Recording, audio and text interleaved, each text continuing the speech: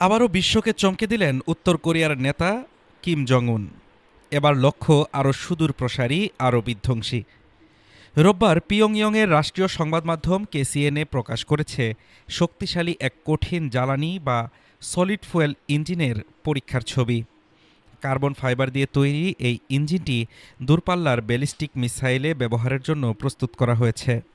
গত সেপ্টেম্বরে যে ইঞ্জিনের শক্তি ছিল ১,৯৭১ কিলো নিউটন, মাত্র কয়েক মাসের ব্যবধানে তা পৌঁছেছে ২,৫০০ কিলো নিউটনে, যা দেশটির আইসিবিএম বা আন্তর্মহাদেশীয় মিসাইলকে দেবে অভাবনীয় গতি আর ক্ষমতা।